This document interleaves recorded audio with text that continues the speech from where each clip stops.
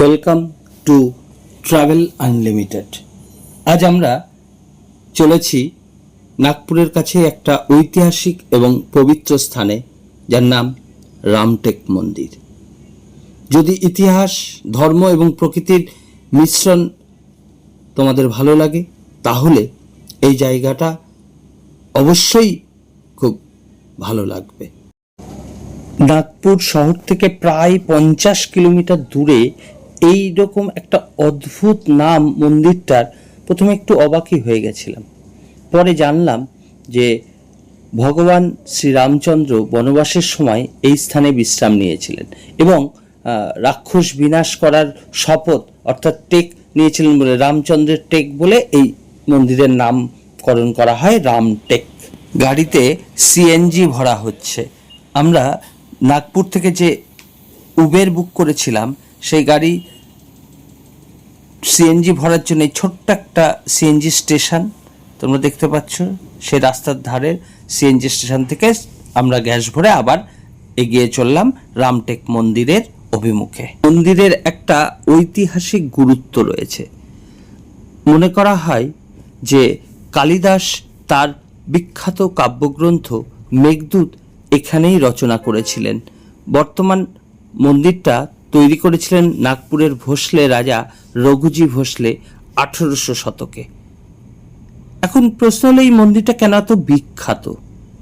মন্দিরটা বিখ্যাত হওয়ার প্রধান যে কারণগুলো হলো, তার মধ্যে একটা হলো যে এই মন্দিরের স্থাপত্য খুবই সুন্দর এবং প্রাচীন ভারতীয় স্টাইলের ছাপ রয়েছে এর নির্মাণ শৈলীতে। এটা একটা পাহাড়ের উপর তৈরি হয়েছে, যা দূর থেকে দেখতে খুবই আকর্ষণীয় লাগে, এটাও একটা কারণ। আর এখানে কিন্তু রামনবমীর দিন ভক্তদের বিরাট সমাবেশ হয়। এখন দেখো, আমরা যেতে যেতে দেখছি রাস্তার ধার দিয়ে বা বলা যায় মাঝখান দিয়ে মেট্রোর জন্য বিশাল কর্মযজ্ঞ চলছে। অর্থাৎ আগামীতে খুব সহজেই মেট্রো করে এই রামটেকে চলে আসা যাবে। এই মন্দিরে রাম, লক্ষ্মণ, সীতা, হনুমান, শিব মূর্তি এছাড়া অসংখ্য দেবদেবীর মূর্তি রয়েছে। আর সবথেকে বড় কথা যে এর প্রাকৃতিক সৌন্দর্য, পাহাড়ের উপরে হওয়ায় চারপাশের মনোরম দৃশ্য একেবারে মন জয় করে নিতে বাধ্য। শান্তি এবং আধ্যাত্মিকতার একটা অন্যরকম অনুভূতিই পাওয়া যায় এই মন্দিরে এলে। দেখো, আমরা যেতে যেতে দেখতে পেলাম আমাদের ডান দিকে ব্রিটিশ আমলে তৈরি হওয়া একটা ব্রিজ, যে ব্রিজ রেল এবং রাস্তা দুটোই পাশাপাশি, অর্থাৎ রেল পথও রয়েছে আবার সড়ক পথও রয়েছে। আমরা ওই ব্রিজটা শুনলাম এখন আর চলে না, ওই ব্রিজটা বাতিল। এখন নতুন তৈরি হওয়া এই ব্রিজের উপর দিয়ে আমরা চলেছি রামটেক মন্দিরের অভিমুখে।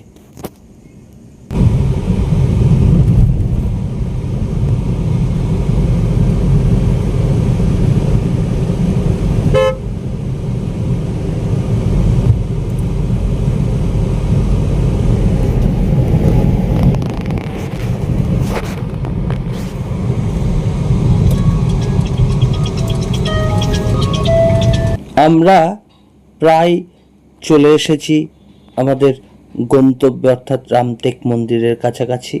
অ্যাকচুয়ালি রামটেক একটা স্টেশন আছে, সেই স্টেশন থেকে প্রায় 4 কিলোমিটার মতো দূরত্বে এই মন্দির। দূর থেকে দেখো যে সাদা মন্দিরটা দেখা যাচ্ছে, আমরা ওখানেই যাব। ওইটাই রামটেক মন্দির এবং ওই পাহাড়টাকে বলা হয় রামটেক পাহাড়।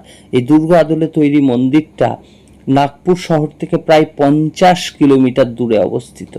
এখন প্রশ্ন হলো, কিভাবে এখানে যেতে হবে বা যাওয়া যাবে? যদি তোমরা বিমানে আসো তাহলে নাগপুর আন্তর্জাতিক বিমানবন্দর থেকেই ট্যাক্সি বা বাসে করে মন্দিরে পৌঁছাতে পারো।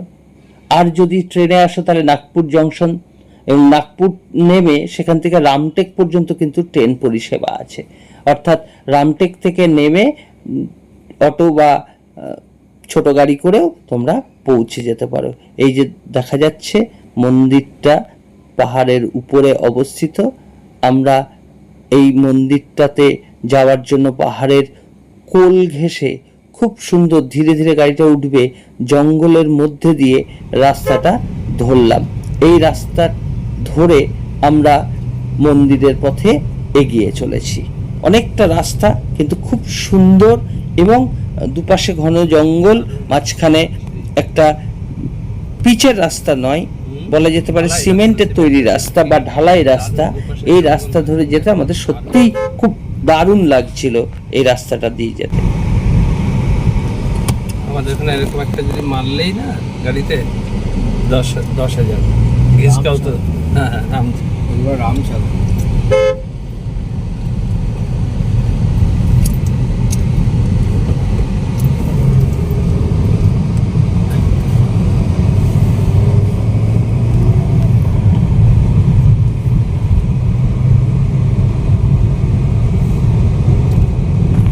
মন্দিরের ঠিক কাছেই একটা চেকপোস্ট রয়েছে, যেখানে আমাদের পার্কিং ফি দিতে হলো। এবার আমরা মন্দিরের ঠিক সামনে পাপ মোচনকারী বা পাপ মোচনী কুণ্ডটা দেখলাম। এই কুণ্ডটা সম্পর্কে কথিত আছে যে এই কুণ্ডের জলে স্নান করলে সমস্ত পাপ থেকে মুক্তি পাওয়া যায়। এর মূল ঐতিহাসিক গুরুত্বই হলো যে ভগবান রামচন্দ্র যখন 14 বছর বনবাসের সময় এই স্থানে এসেছিলেন, তখন তিনি এই কুণ্ডেই স্নান করে তার নিজের পাপ, অর্থাৎ নিহত রাক্ষসদের মৃত্যুর জন্য দায়ী হওয়ার যে পাপ, সেই পাপ থেকে মুক্তি লাভের জন্য এই কুণ্ডে স্নান করেছিলেন। তাই এর নাম হয় পাপ মোচনী কুণ্ড। এবার আমরা মন্দিরে প্রবেশ করলাম। চটি জুতো আগেই খুলে রাখতে হয়েছিল, প্রায় খালি পায়ে এই দীর্ঘ চাতাল ধরে যেতে সত্যি খুব কষ্ট হলো। বিশেষ করে এত গরম, তার মধ্যে পায়ের পাতাই ফেলা যাচ্ছিল না। যাই হোক, ধাপে ধাপে সিঁড়ি ভেঙে আমরা মন্দিরের উপরে উঠলাম, এবং সত্যি খুব অসাধারণ একটা সিনিক বিউটি, তার সাথে আধ্যাত্মিকতা মিশে একটা দারুণ একটা পরিবেশ তৈরি হয়েছে এই মন্দির চত্বরটাতে। খুব ভালো লাগলো এই মন্দিরের নির্মাণ শৈলী বা গথিক স্ট্রাকচার দেখে। সিঁড়ি, অনেকেই পাশে জুতো রাখার জন্য আহ্বান করছে বা নারকেল বিক্রি হচ্ছে, সেই সমস্তগুলো আমরা ঘুরে ঘুরে মন্দিরটা দেখতে থাকলাম। এটাই আচ্ছা। ওরে বাবা,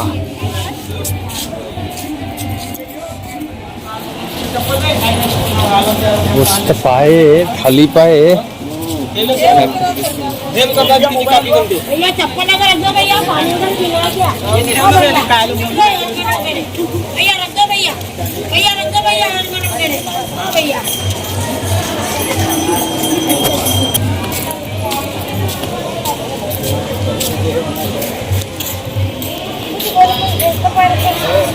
भैया फोटो के निकालने के एक मंदिर के सामने।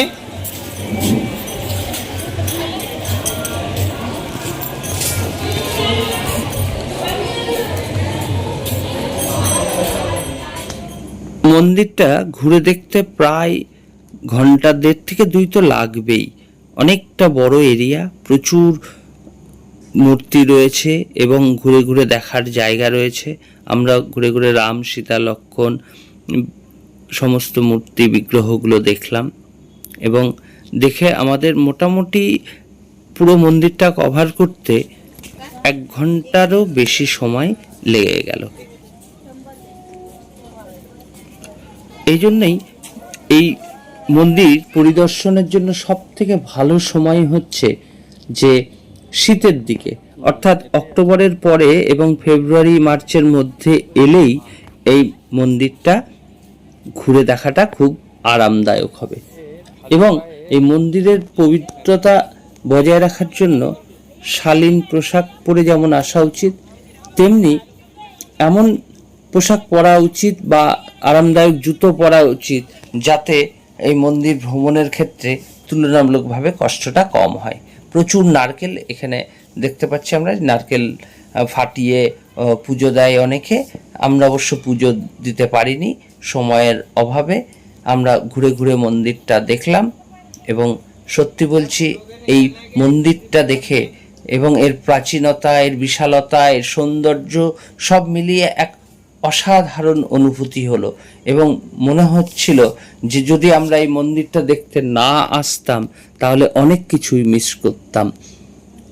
তাই তোমাদেরও বলছি, যদি তোমাদের নাগপুর ভ্রমণের প্ল্যান থাকে তাহলে সেই নাগপুর ভ্রমণের মধ্যে অবশ্যই তোমরা এই রামটেক মন্দিরকে রাখবে এবং রামটেক মন্দির দেখার জন্য অন্তত পক্ষে একটা গোটা বেলা দরকার।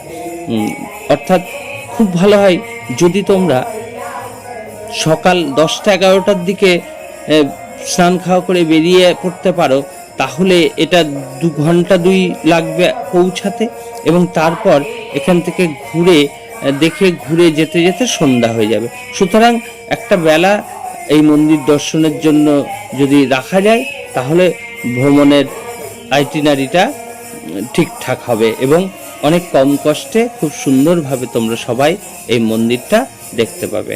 আমরা মন্দিরটা ঘুরে দেখে ফিরে আসতে আমাদেরও মোটামুটি ওই ঘন্টা 5-6 মতো লেগেছিল।